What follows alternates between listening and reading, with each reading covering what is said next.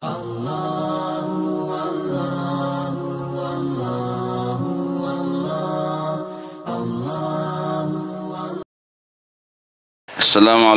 warahmatullahi wabarakatuh.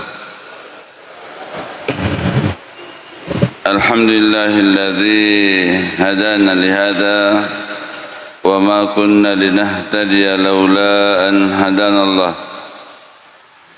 Wassalatu wassalamu ala asyrafil anbiya'i wal mursalin wa ala alihi wa sahbihi wa man tabi'ahum bi ihsan ila yaumiddin. Amma ba'd. Masyarul muslimin wal muslimat jamaah salat subuh yang dirahmati oleh Allah Subhanahu wa taala.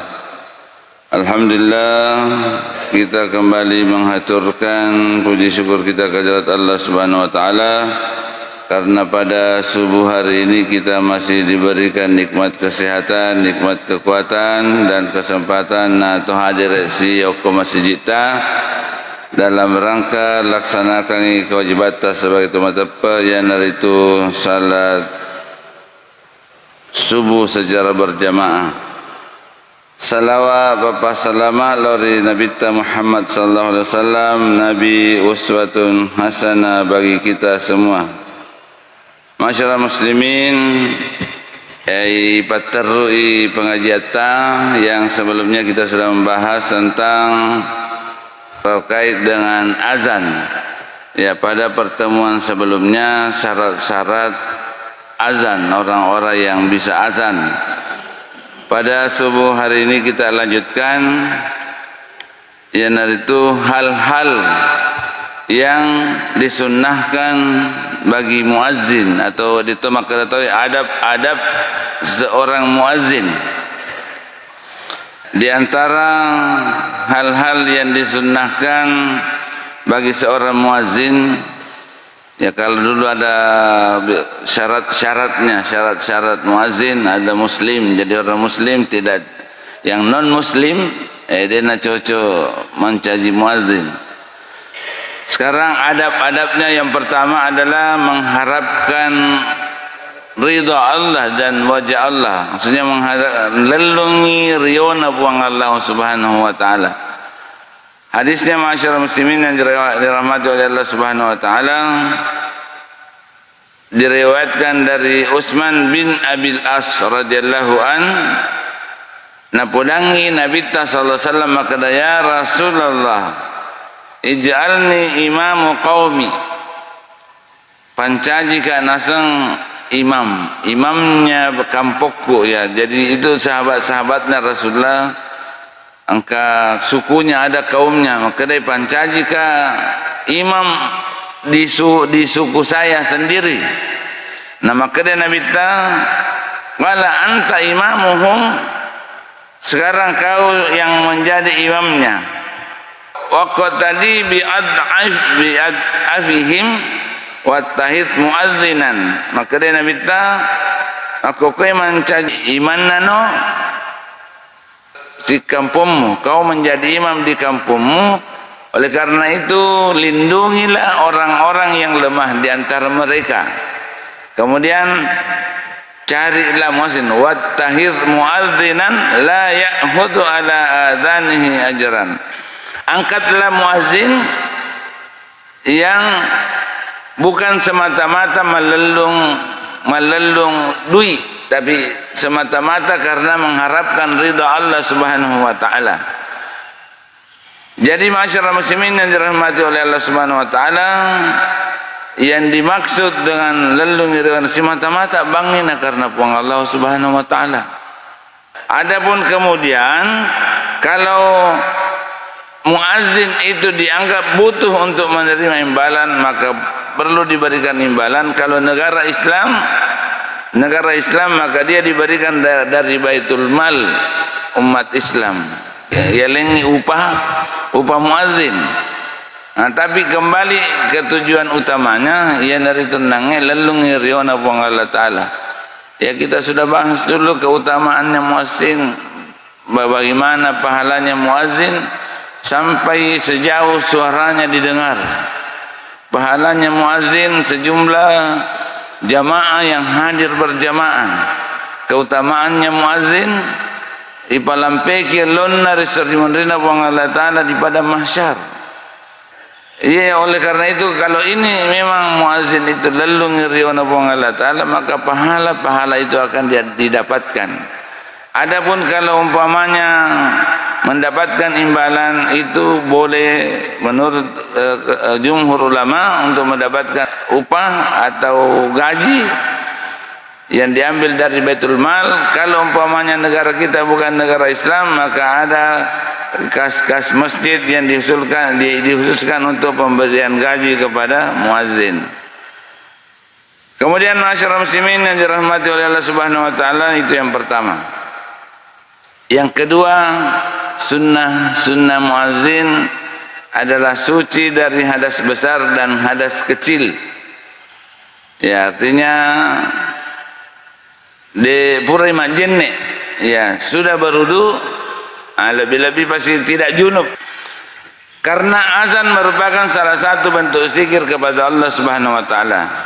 Disunnahkan bagi orang yang berzikir untuk suci dari hadas besar dan hadas kecil. Disunnahkan, sekali lagi disunnahkan.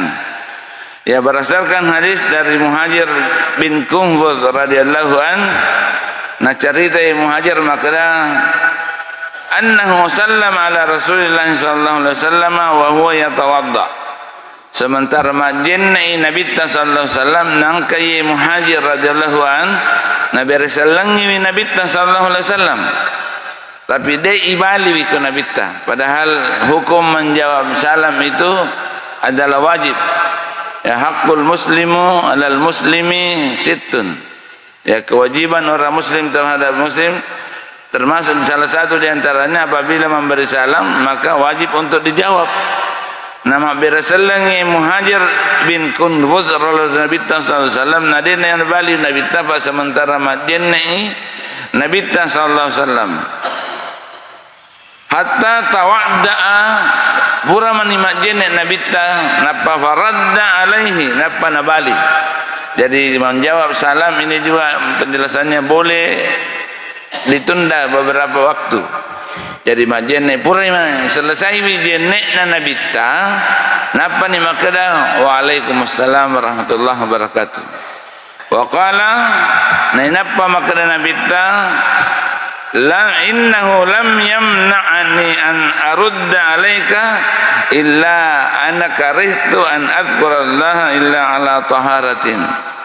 Yang menghalangi, sesungguhnya yang menghalangi saya nade ubali nang berselemu atau mak berseleng nasabah de upoji atau makanya Nabi tak ucacai tepui asanna buang Allah Ta'ala nade umapacing ucaca mazikir lari buang Allah Ta'ala inni karihtu an adhkurallah illa an taharatin ucacai nasang tepui asanna buang Allah Ta'ala nade umapacing saya tidak dalam keadaan suci. Hadis ini diriwayatkan oleh Imam Ahmad, lafaznya milik Abu Daud. Kemudian masyarakat muslimin yang dirahmati oleh Allah Subhanahu wa taala, yang ketiga, ya, berdiri menghadap ke kiblat. Alhamdulillah kita sekarang ini rata-rata sudah azan menghadap ke kiblat. Ingarang ya di kampungku nasabah dega ke listrik. Ya, dega ke listrik biasa masuk toy bang oko teras nama siji bawa corong napa mangololo kampungnya gorang. Nasabah dega ke sana dega ke toha.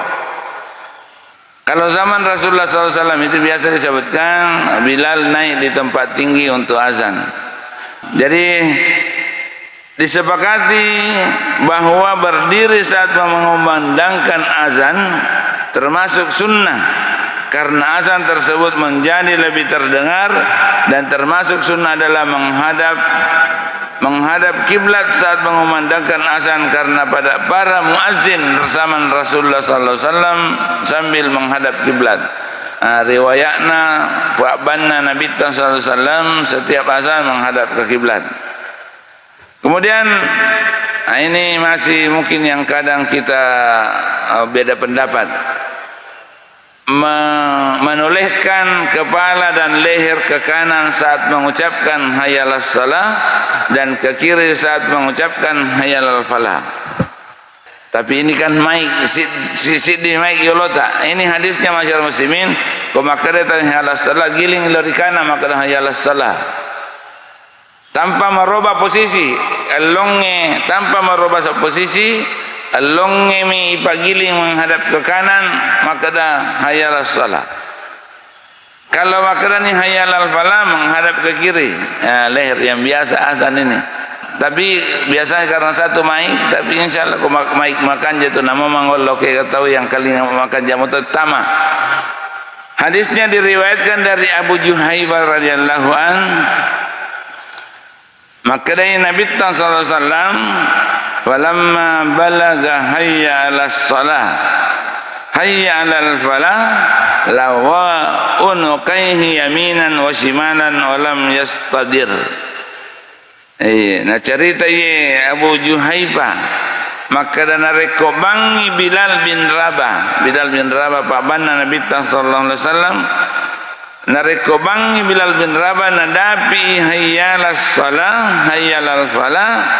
Ia menggerakkan lehernya ke kanan kemudian ke kiri dan ia tidak memutar tubuhnya. Ada juga yang menafsirkan masyarakat muslimin yang dirahmati oleh Allah Subhanahu wa taala, ulue ipagiling. Ya ulue ipa lolisu nasang ulue. Hayya 'alas shalah giring. Ada juga yang mengatakan bahwa ketika hayya 'alas shalah jadi kepada mic siddi mic nareko bang itu kada hayya 'alas shalah lesteki lau kirina mic kemudian mengarahkan kepala ke kanan maka dah hayya 'alas shalah. Kemudian kalau maka dah hayya 'alal falah lesteki cede lau kiri lesteki cede lau kanan. Napa maka dah hayya 'alal falah. Jadi masyarakat muslimin penjelasannya, muazzin hanya menolehkan kepala dan lehernya, sedangkan dadanya tetap menghadap ke kiblat, ke tempat semula. Adapun menggerakkan dada maka tidak ada dasarnya sama sekali dalam sunnah. Jadi yang dihadapkan hanya kepala. Masyarakat muslimin jamaah salat subuh yang dirahmati oleh Allah Subhanahu wa taala, adab yang kelima dan sunnah atau sunnah yang kelima adalah masih hadisna cerita Juhaifah naitai Bilal bang. Maka dari Abu Juhaifah radhiyallahu an, raaitu Bilalan yu'adzinu wa tattaba'u fahu hahuna wa bigha'uhu fi udhunaihi.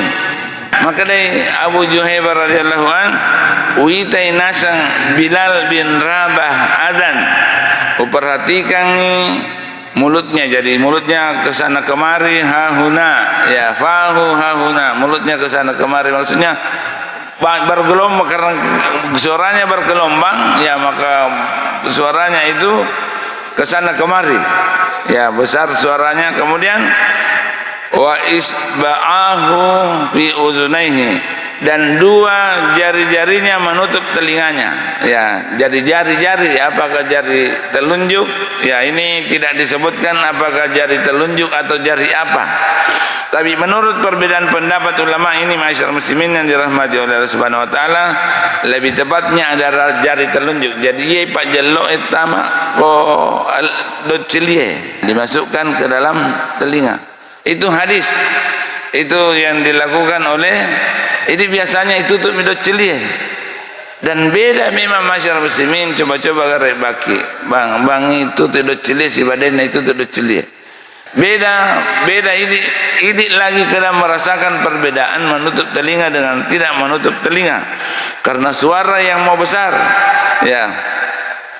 Imam An-Nawawi menjelaskan bahwa secara pasti bahwa yang dimasukkan ke dalam telinga adalah jari telunjuk, dan penyebutan kata jari nasaba yarun nang makadami wa isba'ahu, ya tidak itu isba'ahu jari-jari, jamaknya jari-jari. Jarinya dikasih masuk dalam telinga, tidak dimasukkan jari apa. Tapi makna Imam An-Nawawi, makna yang dimaksud adalah jari telunjuk, karena penyebutan kata jari dalam bahasa Arab merupakan kiasan dari ujung jari. Nah, ini sepakati ulama. Jadi masyarakat muslimin sepakati ulama maka ada ujung jari yang dimasukkan. Kemudian yang keenam, mengeraskan suara ketika menyeru.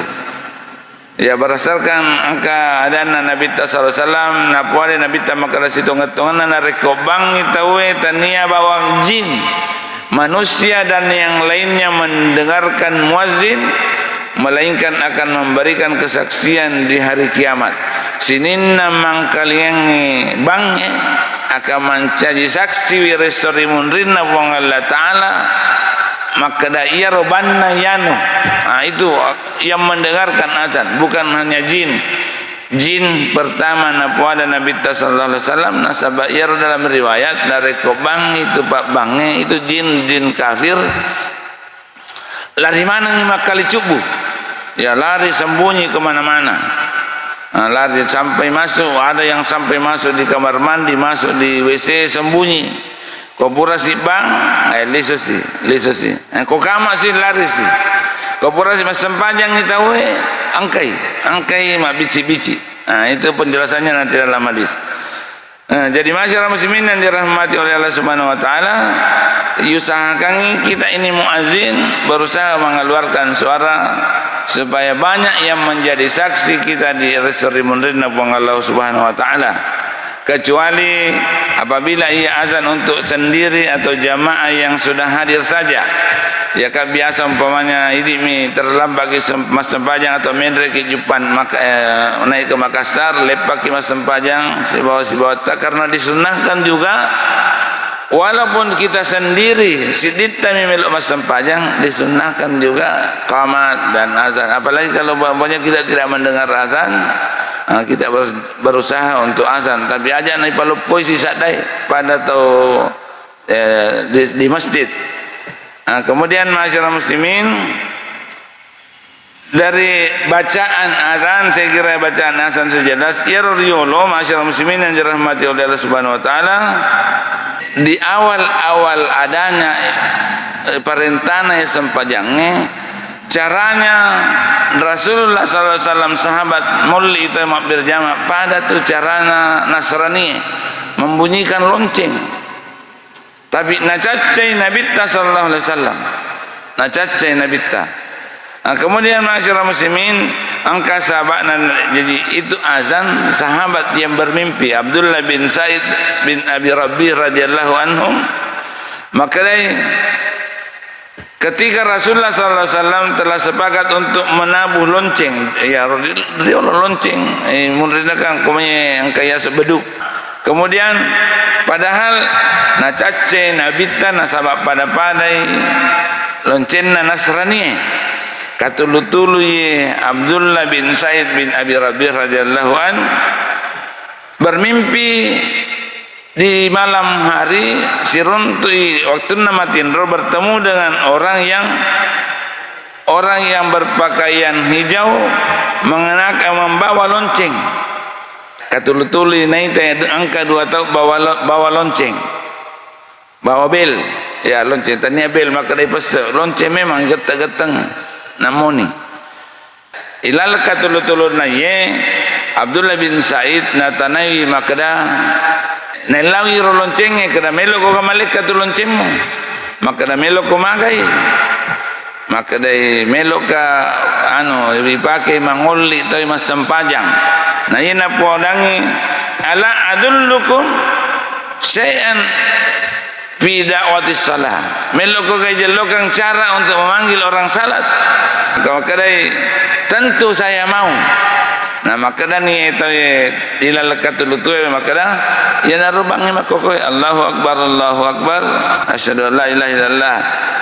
Ketika pagi nalapor ikut Nabi sallallahu alaihi wasallam tentang yarkatul tulunna Lalu Rasulullah SAW bersabda, sesungguhnya ini adalah mimpi yang benar dan insya Allah ini yang kita pakai dalam salat. Kemudian beliau menyuruh azan dan Bilal, budak yang dimerdekakan oleh Abu Bakar As-Siddiq, mengumandangkan azan dengan lafaz tersebut. Hadisnya diriwayatkan oleh Abu Dawud, Imam At-Tirmizi dan Ibnu Majah. Nah, kemudian tambahan di salat subuh, as-salatu khairum minan naum, berdasarkan hadis dari Anas bin Malik radhiyallahu an. Nah, padai minas sunnah idza qala al-muadzinu bil fajri hayya 'alas shalah qala as-salatu khairum minan naum. Di antara sunnah narekona bacai muazzinnya maka hayya 'alas shalah, membaca juga as-salatu khairum minan naum. Jadi masyarakat muslimin itu rangkaian azan. Nah, tapi disunnahkan juga, ya ini perlu dipaham, disunnahkan agar muazin menggabungkan 2 takbir dalam satu nafas. Yang kebiasa tutup bang, ya mungkin karena mengikuti lagunya maka dia Allahu Akbar, Allahu Akbar. Nah, itu dianjurkan untuk satu nafas Allahu Akbar, Allahu Akbar. Ini diriwayatkan dari Umar bin Khattab radhiyallahu an bahwa Rasulullah sallallahu alaihi wasallam bersabda, jika muazzin mengatakan Allahu Akbar, Allahu Akbar, kemudian maka hendaklah seorang di antara kalian mengatakan Allahu Akbar dengan bersambung, asyhadu an la ilaha illallah, maka ia mengatakan asyhadu an la ilaha illallah. Itu artinya masyarakat muslimin yang dirahmati oleh Allah Subhanahu wa taala, satu nafas, kemudian diikuti isyarat. Ini isyaratnya asana Nabi ta maka dayaro najelaskan Nabi ta maka dana bahwa muazin menggabungkan setiap 2 takbir dalam satu nafas. Para pendengar juga menjawab seperti itu. Jadi maka dari Pak Bangnya Allahu Akbar, Allahu Akbar, kita juga menjawab Allahu Akbar, Allahu Akbar. Kemudian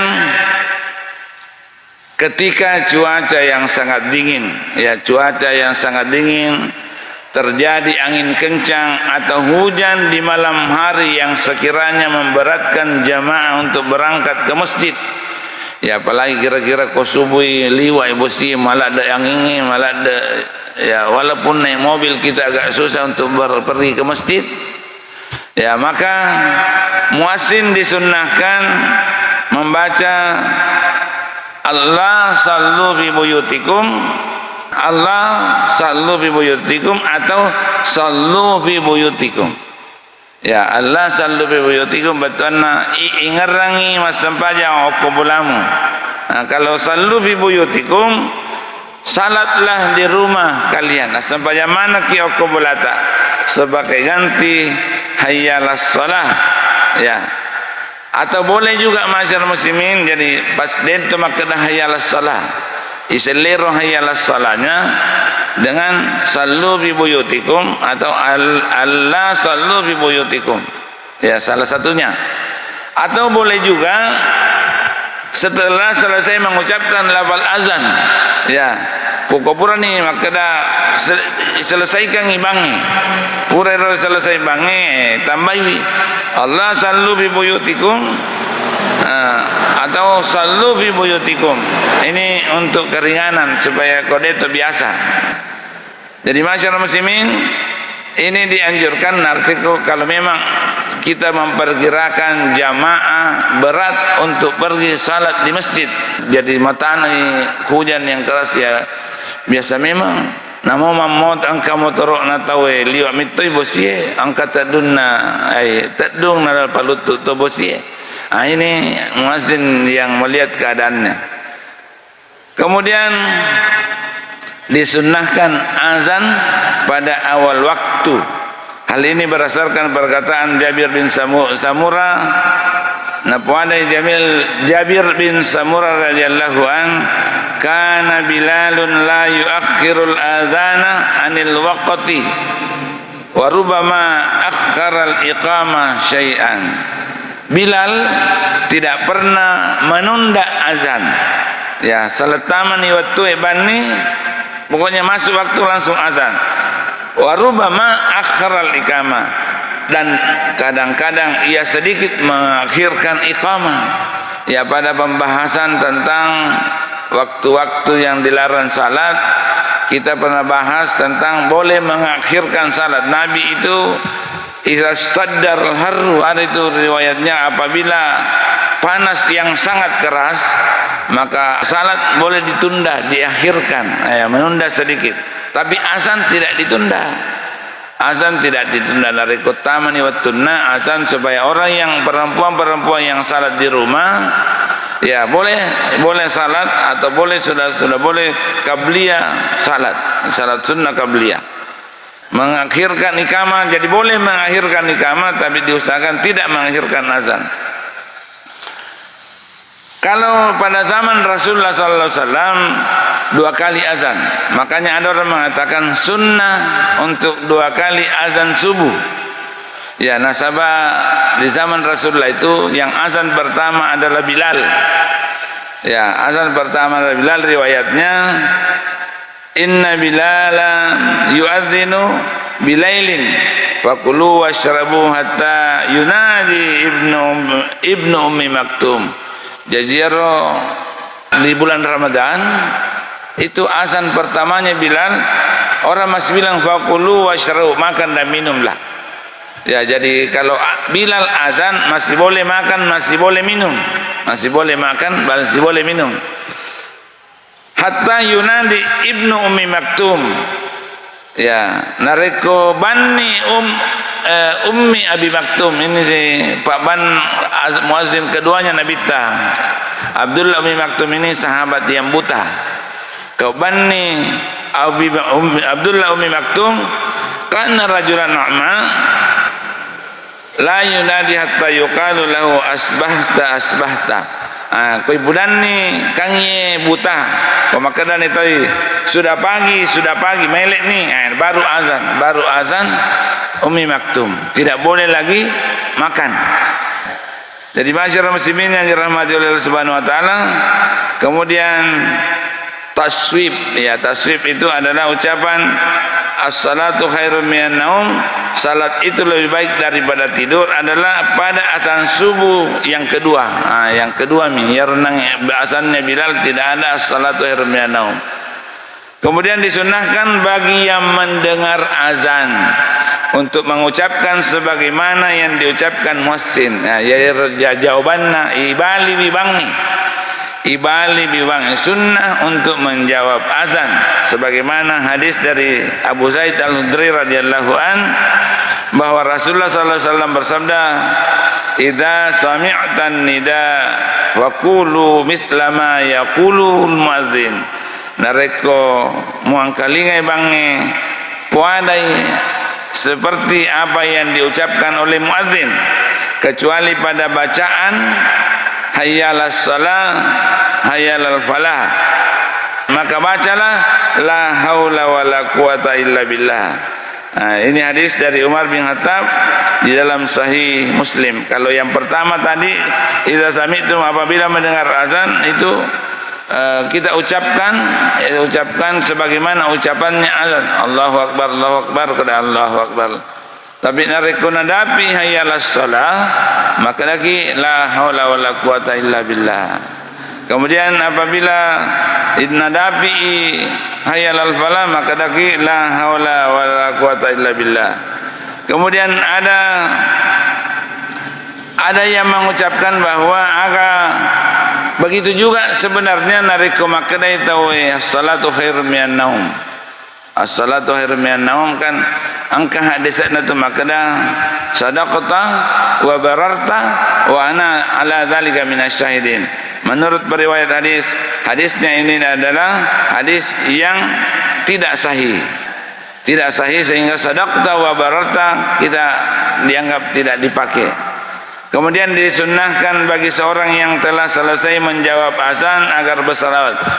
Jadi nareko pura ni bak tahu. Sebenarnya ada 3. Biasanya kan kita baca doa azan itu, Allahumma rabb hadhihi da'wati tammah was salatil qaimah ati Muhammadanil wasilata wal fadilah wa ba'athu maqaman mahmudan allati wa'ata, sampai di situ.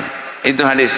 Tapi ada bacaan lain sesudah azan yang pertama yang diperintahkan oleh Rasulullah sallallahu alaihi wasallam berdasarkan hadis dari Abdullah bin Amir bin As radhiyallahu an, dari hadis yang diriwayatkan oleh Imam Muslim, maka dari Nabi ta idza sami'tumul muadzdzina faqulu mithla ma yaqul, nariko mangkalingai bange puadai agana puada pak bange, summa sallu alayya, kemudian kopurani bange bersalawatlah kepada saya. Inilah yang disebutkan orang untuk bersalawat Ibrahimiyah. Salawat Ibrahimiyah, Allahumma salli ala Muhammad wa ali Muhammad kama sallaita ala Ibrahim wa ali Ibrahim bil alamin innaka Hamidum Majid. Nah, itu salawat Ibrahimiyah. Kemudian man salla alayya salatan sallallahu alaihi biha asyaran. Ini kita masalawat koya, maka ya salawaki ko Nabi sallallahu alaihi wasallam isalawaki ko Allah taala beka 10. Kemudian membaca doa azan tadi. Kalau doa azan diriwayatkan dari Jabir dan Sa'ad bin Abi Waqqas, mangkala hina yasma'un nida, mengucapkan kuburan ini nang kalinga bang Allahumma rabbah sidawati tamma wassalatil qa'imah ati Muhammadanil wasilata wal fadilah wa ba'athu maqaman mahmudanil lati wa'ata. Itu sampai di situ bunyinya hadis, halat lahu syafaati yaumal qiyamah. Inilah orang yang berhak mendapatkan syafaatnya Rasulullah SAW di hari kiamat, ya, yang mendapatkan syafaat Rasulullah. Kemudian ada hadis khusus dari Sa'id bin Abi Waqqas dari Rasulullah SAW. Beliau bersabda, man qala hina yasma'un nida. Niki kita puada riwayatuna nang kalinya bange kopurai bang. Jadi ini bacaan sesudah azan lagi. Asyhadu an la ilaha illallah wahdahu la syarikalah wa anna Muhammadan abduhu wa rasuluh raditu billahi rabba wa bi Muhammadir rasulah wa bil islami dina ghufira lahu dzambahu. Niki kita puade renange maka dah asyhadu an la ilaha illallah wahdahu la syarikalah wa anna Muhammadan abduhu wa rasuluh raditu billahi rabba wa bil islam wa bi Muhammadin rasulah wa bil islami dina, ya dampengangi sininna dosa-dosana. Jadi 3 azan yang tiga bacaan sesudah azan. Kemudian disunahkan melakukan azan bagi yang salat sendirian. Nah, begitu juga yang salat sendirian disunahkan untuk membaca azan. Kemudian apabila ini mungkin yang perlu kita perhatikan, apabila orang berada di dalam masjid, maka setelah dikumandangkan azan dimakruhkan, dilarang keluar. Koilalan ni masjid enak bang, makaroni tahu yang masuk boleh masjid kecuali ada uzur. Uzurnya yang memungkinkan adalah uzur mau mengulangi wudu atau uzur yang tidak bisa ditunda-tunda. Kemudian disunnahkan sesudah dikumandangkan azan, disunnahkan untuk memperbanyak doa. Aukonnya doa ya masyarakat muslimin, kita angkat tangan besar tinggi-tinggi. Nah sabana puade Abu Hurairah, apabila bainal adzanaini la yuraddu da'wah, antara azan dengan 2 azan, maksudnya azan dengan iqamat tidak tertolak doa. Kita di sini memperbanyak doa. Ya, kalau sesudah salat memperbanyak wirid. Kalau sesudah azan, setelah doa azan memperbanyak doa kepada Allah Subhanahu wa taala. Nah, jadi itu masyarakat muslimin yang dirahmati oleh Allah Subhanahu wa taala. Begitu juga saya kira azan dan iqamah dilakukan baik waktu mukim menetap. Ya, jadi kita dalam perjalanan mau salat ini si rombongan ki ote letu ki ko masjid puran itu mas sempajang, ya tidak ada orang di masjid.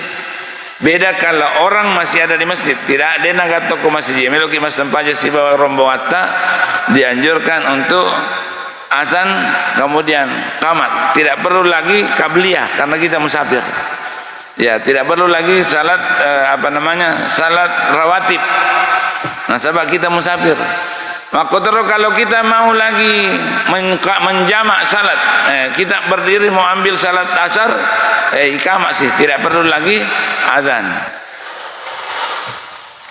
Berdasarkan riwayat dari hadis dari Malik bin Huwairis ada dua orang laki-laki datang kepada Nabi sallallahu alaihi wasallam nalapor ima kadamelo ka jokka saya mau musafir nah maka dan Nabi ta idza antuma harajatuma fa'adzina thumma aqima apabila kalian keluar sudah dalam perjalanan mau salat maka azanlah kemudian aqima kemudian qama'i thumma liyu ammakuma akbaruhuma hendaklah yang lebih tua yang menjadi imam. Ini dalam perjalanan jadi dianjurkan kita azan kemudian qamat walaupun berdua. Ini riwayatnya dua mina lapor maka dalam perjalanan. Yang terakhir masyarakat muslimin yang dirahmati oleh Allah Subhanahu wa taala hendaknya melakukan tarassul ketika azan dan hadar ketika qamat. Yang dimaksud tarassul adalah pelan-pelan. Ya, makanya azan itu panjang. Ya, pelan-pelan. Antaranya juga diberi antara karena ada orang tadi disunahkan untuk menjawab azan. Sementara qamat dihadarkan dicepatnya. Dena pada lagu-lagunya runang bangi. Ya, berdasarkan hadis dari Umar bin Khattab ya, napuade Nabi ta jika muazin membaca Allahu Akbar lalu salah seorang di antara kalian menjawab Allahu Akbar maka berikanlah kesempatan untuk menjawabnya. Jadi tidak terlalu dena peri-peri bange muazin ni. Jadi masyarakat muslimin yang dirahmati oleh Allah Subhanahu wa taala, ini tambahannya yang paling terakhir disunnahkan untuk melakukan salat sunnah qabliyah antara azan dengan iqamah. Ada beberapa salat memang yang kadang orang tidak mau salat tapi ada hadisnya Rasulullah baina kulli adzanaini salatun baina kulli adzanaini salatun liman qala fi thalis liman syaa. Antara azan dengan qamat salat sunnah, antara azan dengan qamat salat sunnah liman syaa bagi yang mau. Kan biasa ada orang bilang tidak ada salat qabliyah maghrib. Ya, qabliyah maghrib ada, tidak muakkad. Qabliyah isya ada, tidak muakkad.